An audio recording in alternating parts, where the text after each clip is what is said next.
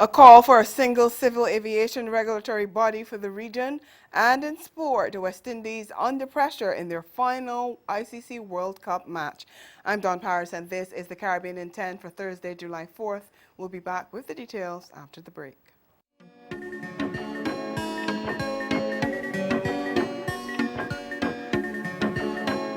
Welcome to this year's 50th Caribbean Broadcast Union Assembly on the island of San Andres.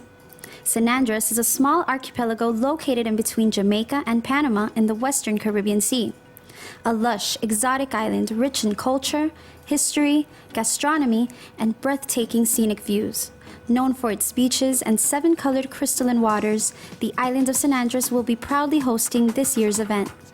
CBU members will enjoy top-of-the-line accommodations for an unforgettable experience in San Andres, connecting Caribbean nations through this year's 50th edition of the CBU Assembly.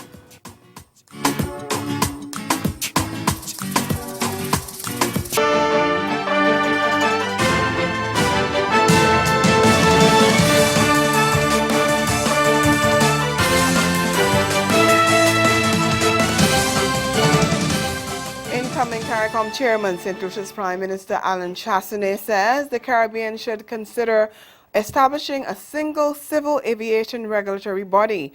He says it should be done as part of efforts to liberalize the aviation industry in the region.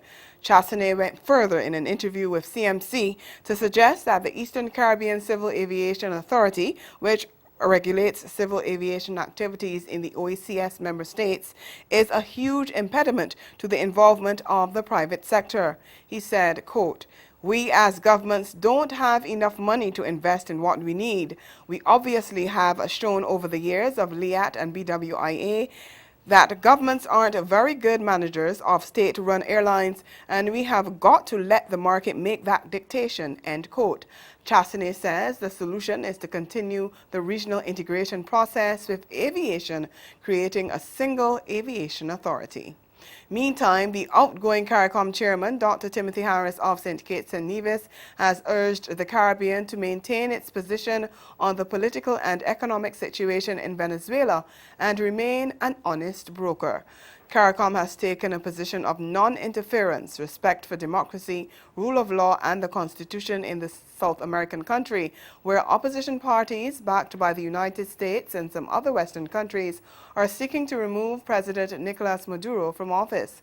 Speaking last evening at the opening ceremony for the 40th CARICOM Heads of Government Conference in St. Lucia, Harris said that stance must be maintained. Venezuela is our neighbor, and our member states are being affected by the crisis. For us, this is not a geopolitical game of chess. It is a situation creating real hardships for millions of people right on our doorstep, fostering instability in our already fragile economies and exacerbating criminal activity. We must make clear that in all this, CARICOM plays a role of honest broker. All stakes are high. The undermining of the Caribbean as a zone of peace, the disruption of tourism and trade, uncontrolled migration with risks to health, and socioeconomic problems in member states, compounded by illegal trade in arms, cannot be whisked away. Ghana's President David Granger has invited opposition leader Barrett Jagdeo to discuss new nominees for the position of head of the country's Elections Commission today. According to a letter addressed to Opposition Chief Whip Gil Teixeira, Director General of the Ministry of the Presidency Joseph Harman said the head of state proposed that the meeting be held at 3 p.m.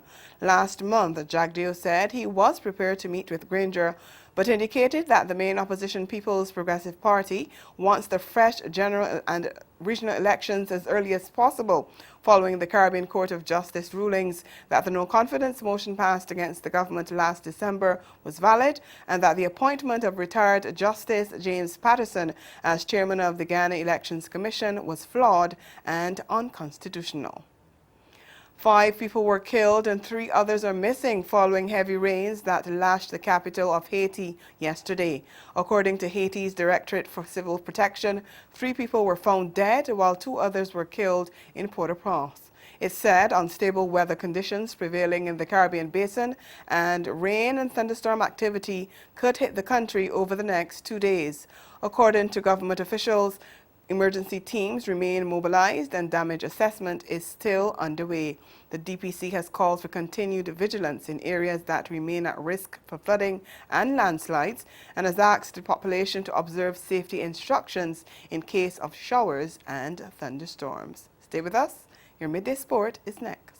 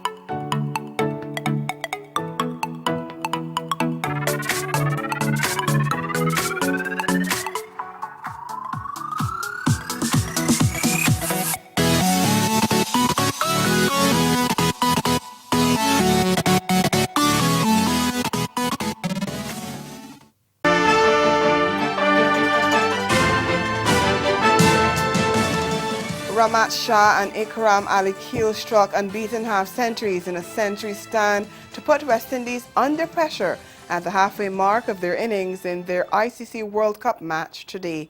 In pursuit of 312, a victory at Headingley, Afghanistan reached 244 for 6, with Ramat finishing his knock on 62 off 78 deliveries and Ikram having scored 86.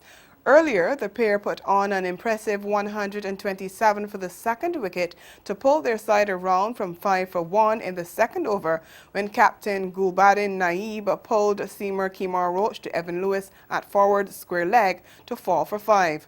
Earlier, Shea Hope led a trio of batsmen with half-centuries as West Indies produced a strong performance against Afghanistan to give themselves an excellent chance of winning their second game of the ICC World Cup. Hope, top scoring with 77, and opener Evan Lewis and fellow left-hander Nicholas Pooran both hit 58. Captain Jason Holder chipped in with a cameo of 45 at the death, while Shimron Hetmeyer dazzled briefly with 39. The Afghans are yet to win a game at their first ever World Cup and sit bottom of the standings. Former West Indies T20 captain Darren Sammy has been called up to lead the Brampton Wolves for this summer's Global T20 League in Canada. The second edition GT20 League will be held from July 25th to the 11th of August at the home of the Brampton Wolves in Ontario. The World Cup winning all-rounder from St. Lucia has presided over West Indies' rise to number 1 in the ICC rankings. He led the team that won the title in 2012 in Sri Lanka and reached the semi-finals in 2014 in Bangladesh. Sammy says he's excited for this new chapter with a new team, including other world-class cricketers, including Wahab Riaz and Shahid Afridi. The Wolves will come up against the likes of Edmonton Royals, Montreal Tigers, Toronto Nationals and the Vancouver Knights. Sammy was captain of the Knights in the inaugural Global T20 Canada League. And that's Caribbean in 10. Join us at 6:30 this evening, the Caribbean Newsline. Good afternoon.